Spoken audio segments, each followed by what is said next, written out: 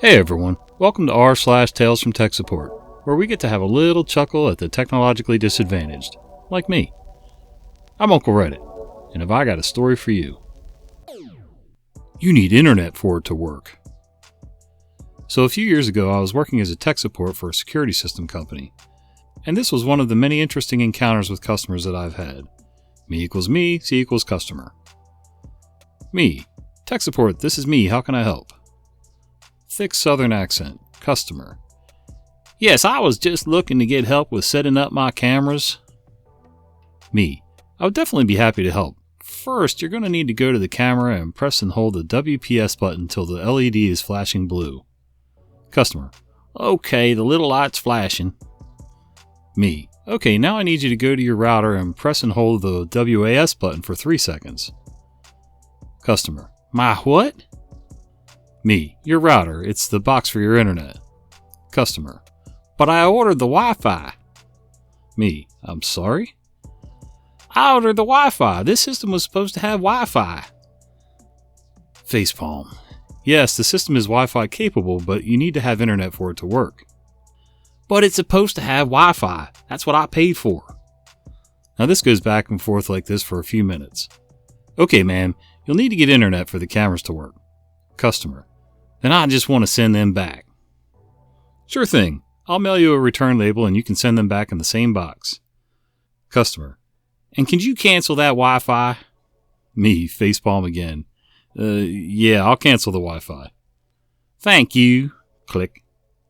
Oh, man. It seems like there's a certain amount of people out there that just don't understand what Wi-Fi is, what data is, how either one of them work. I mean, I'm no expert on any of them, but I do know that something that's Wi-Fi capable doesn't produce its own signal. Just snatch it out of the atmosphere kind of deal. The shy mouse in the classroom. I worked for the IT department at my university while taking classes. It was a nice gig and I got to apply what I was learning in the classroom into real life situations, plus getting paid, so perks. I had a ticket come into the queue one day about a mouse cursor that refused to leave the top right corner of the screen, no matter what the professor tried to do. This was one of the hot classrooms that had quite a busy class schedule each day, so I had to wait until the end of the day to go out to the building it was in to service the machine and check out why this cursor wouldn't leave its corner to come out and work. I racked my mind while walking there. Bad mouse, miscalibration, borked operating system, display driver being weird, possession, ghosts, I don't know. I got to the classroom and sure enough, when I logged in and saw the desktop, the mouse cursor was repeatedly dancing on the top right corner. Weird. Nothing I tried fixed the issue. Rebooting, unplugging, plugging in the mouse, replacing the mouse with a known good one. I was about to take the computer back to the IT shop when it struck me. Our school had received a grant from the state a few years back for some tech upgrades in an effort to make it more appealing to students of the modern day, as well as to just get with the times. This upgrade included smartboards. You probably know where this is going, but let's continue. The projector was off, but the smartboard was still on and connected via USB to the computer. I looked up in the top right corner. The janitor had left a spray bottle hanging off the top right bezel of the smartboard, and it was pressing against the board and apparently registering as a cursor redirection input. I removed the bottle and voila! The mouse came out of its shell and was all back to normal.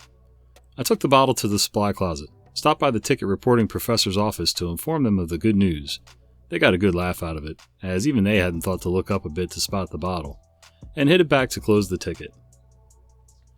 Gotta love those seemingly complex issues with simple fixes, the root cause of which sometimes have nothing to do with a computer at all.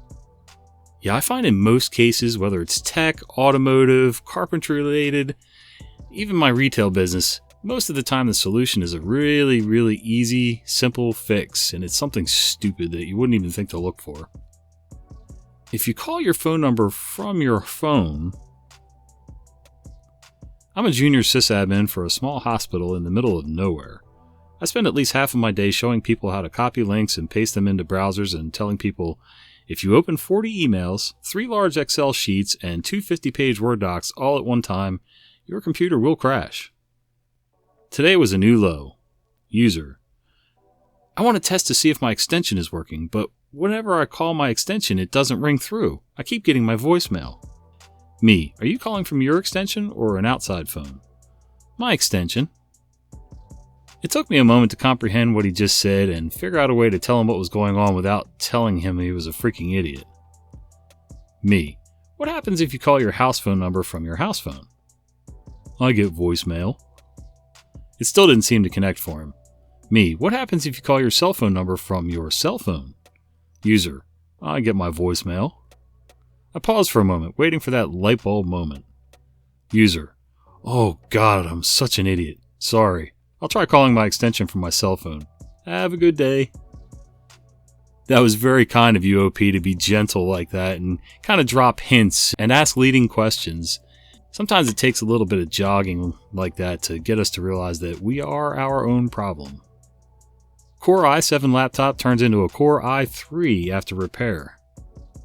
This happened today. It didn't happen to me, but to a colleague. I work in an IT department of a government university. It happened in the department and all of us were there. So this student, research fellow, comes to the department and tells my colleague that her laptop isn't working properly, that it's too slow and the screen goes black at times.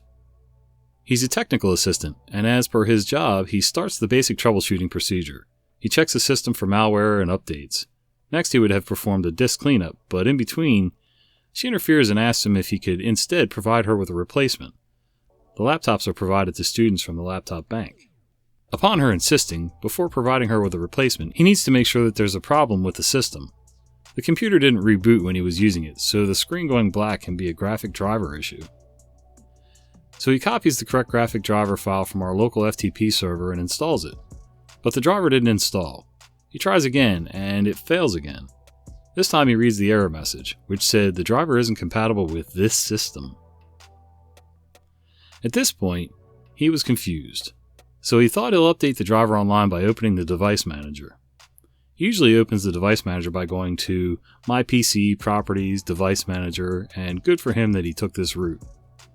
So when he's in the Properties window, he saw something weird. The processor mentioned was Intel Core i3, but the system we provided to the students were equipped with Intel Core i7. At this point, we asked the student if she got the laptop repaired, and the answer was yes. Seems like when she was home, the campus was closed for students due to Corona, she got it repaired from some shady market, and for a very low price. After that ensued an emotional drama.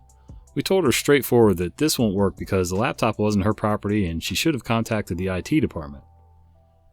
We didn't fine her, maybe, yet, but she's stuck with the same laptop unless the same make and model is available in the laptop bank. Edit. Seems like the matter's settled. We won't be taking any action towards her. She won't be fined.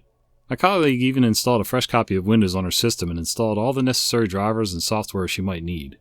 Yeah, I can kind of see this from a couple different angles. One, I understand when it's frustrating and you're not even in the same town as your university, and if they're closed, you can't really do much with IT at that point. You know, if it was just some small buggy issues, maybe they can remote in and do something, but when your screen's blacking out and all that stuff, they really have to be hands-on.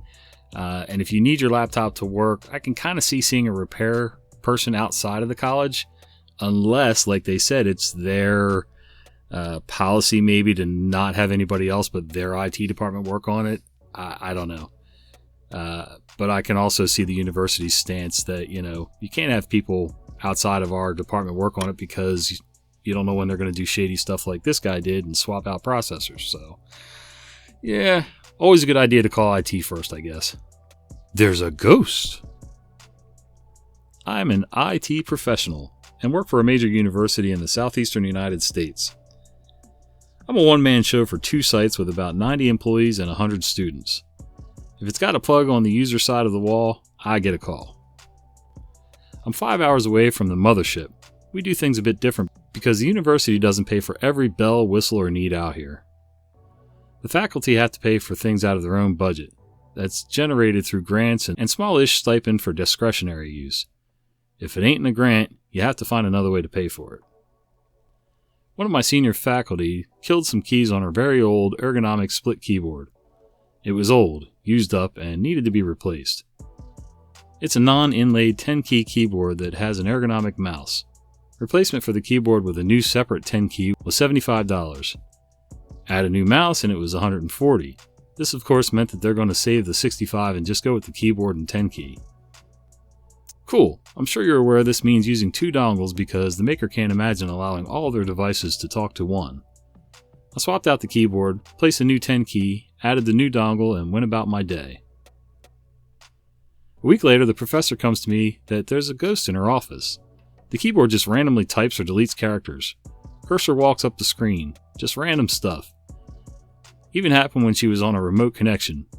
But can never be duplicated when I was in the room. Other people have seen it, at least 3, but not me. This professor, gotta love her, is high maintenance at times. I love dealing with her because I tell her what we need to do and she does it, even if she doesn't like it. So of course I overlook her frantic cries for help and go when she calls.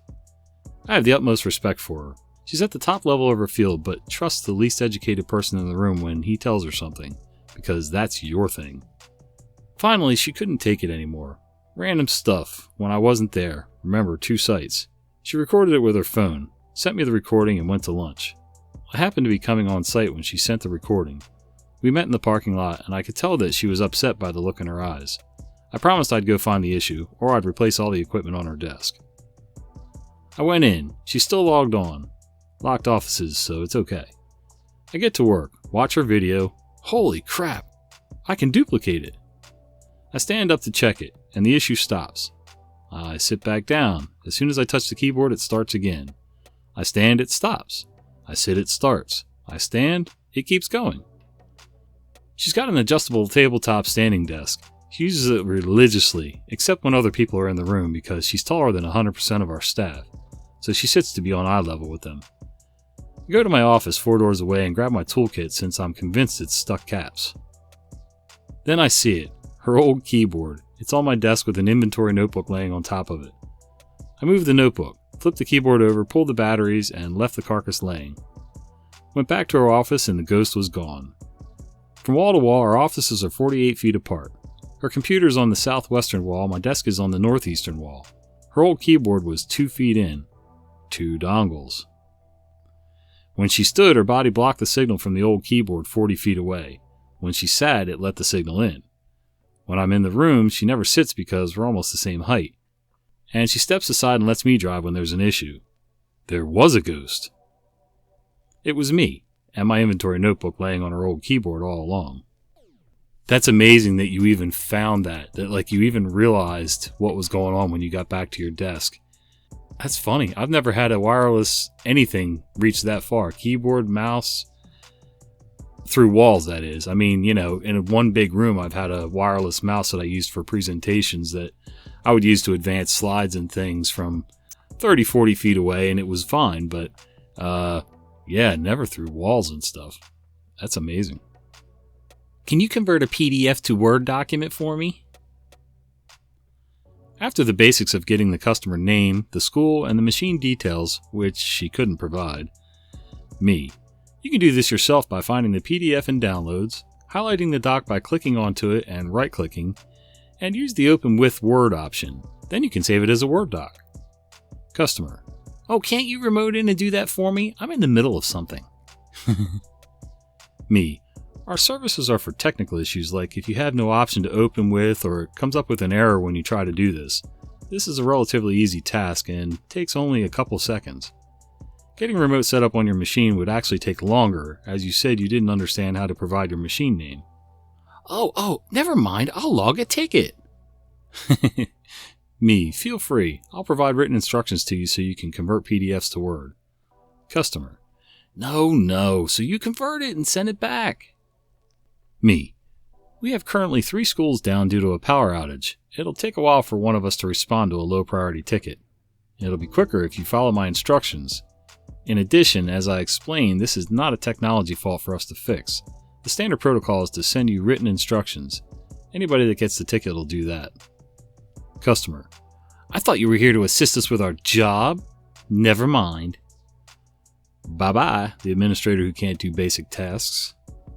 We're here to help you if technology refuses to cooperate and do a task for you, not to remote on and complete that task for you because you don't know how to do it. We can provide you instructions on how to do it, even training, but we will charge. Considering you have worked at the school for over 15 years, you know how to convert a PDF. Don't play dumb with me. If I was having a less stressful day and she provided the machine information, I would have remoted in and showed her and got her to do it and let her know why it's the way it is. Not able to understand basic instructions equals no remote session. Yeah, that's just entitlement, laziness, all the above. I don't know. It's just stupid. Why would people assume that that's your job? The building is on fire. Help! I work for a company that takes care of LED walls and displays in hotels and public spaces, stores, etc. I support the playback side of things, ads and videos. I received a call from a customer complaining about their display out in front of their store. It's black, off. It's my fault. They're losing a lot of money because they can't play ads. No other issue can be more important than this, like drop everything. It's my fault. I'm personally trying to ruin him. I start going through all the usual troubleshooting steps, but all I can really hear are alarms in the background. But we press on. Me. Okay, go to the control machine, the only monitor in the rack. Customer. Okay, that screen's black too. This is unacceptable. Me. Alright, can you tell me if the computer's on? It's labeled control on the front. Customer. Fine, let me get a flashlight. Me. You're in the server room. Why do you need a flashlight? Customer. There's a fire in the electrical room, genius. The power's out to the whole building, so it's dark in here. Can't you hear the alarms? Me, chuckling. Okay, sir, there's literally nothing I can do without power, but at least we found the source of your problem. The UPS had died because he had cheaped out and decided against our advice to buy one that would last all of 3 minutes. Again, my fault. He kept going on about this. The computer should stay on. He wouldn't accept my reasoning that the big LED wall also needed power. Just the computer being on via UPS wouldn't fix it. I ended up needing to cut him off and told him to call back when the power was back on. And wouldn't you know it, the system turned back on by itself exactly as designed. We get these about once a week where people get upset and call tech support and are so confused because their computer won't come on when the power's out to the rest of the building. Electrical safety is just a game to them. I used to work at a store that sold, but also bought and repaired arcade machines. One day I saw a cocktail-style video game with one of the covers missing, exposing several areas where high voltage would be present. Yes, it was plugged in and running like that. So I go to just unplug it. Dumb and Dumber both protest against unplugging it. I ask them if kids ever come in the store. When they say yes, I explain that there's a high voltage wiring exposed, and the store could get sued if a kid puts his hand in it. Instead of unplugging it and having any further argument with them, I decided to just turn it and move it so the hole is up against the wall. This wouldn't block the player's joystick so people could still play it. I asked where there's wood or plastic we could make an extra cover from, and if one of them would find me a tape measure so that I can measure the empty space. They say they had no idea where any of that would be. Then, of course, Dumb grabs the machine and moves it back to re-expose the hole. Being that the liability aspect is completely lost on them, I try to get them to move it to the back because you wouldn't want the customer to think we're trying to sell something we haven't finished repairing, would you? They still insisted that, come hell or high water, the machine was staying right there, plugged in with the boards and wiring exposed. And yes, that included the high voltage for the CRT and from the wall socket, not the 12 volt and 5 volt for the motherboard. I honestly thought about cutting the darn cord off, but then I'd be damaging the store's property, giving Dumb and Dumber something to report. I emailed the owner, but what I didn't realize at the time was that the computer had a common account for everybody, and the owner just had his email signed in on that computer. Therefore, Dumb and Dumber probably just erased it and the owner never saw it. The owner wasn't there for me to get to him, and one of the guys did eventually make a cover to put on there, before the owner came back. So I wish I would have taken a picture and shown it to the owner, except the idiots were standing right there, so it would have been pretty obvious I was taking pictures to show the owner later. Just because they were still there doesn't mean the boss never saw it, but what makes me think he never saw it is that they were just as haphazard and kludgy with their work as before, and still tried to enforce their carelessness on me when I tried to do anything properly in their presence. So basically nothing changed. They even took my "wouldn't want a customer to see that" comment and decided to spite me by putting other machines that were both in terrible cosmetic condition and were barely even functional or didn't work at all. Some also had obvious hack repairs, probably courtesy of Dumb and Dumber, all of which were complete with exorbitant price tags that belonged on collectible arcade machines in near mint condition, not some crap they found in the parking lot of an arcade on garbage day. The store wasn't known for the quality of customer service, especially their repairs, and they eventually went out of business.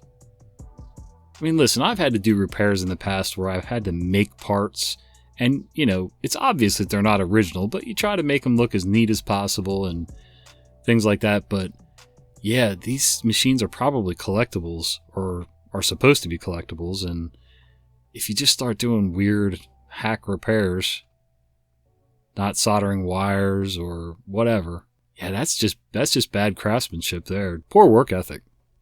Hey guys, thanks for hanging out with me today. If you've enjoyed this content, do me a favor. Would you consider giving us a thumbs up, subscribe to the channel, and maybe even click the little bell icon so you don't miss the fat guy with the beard telling you stories. See ya!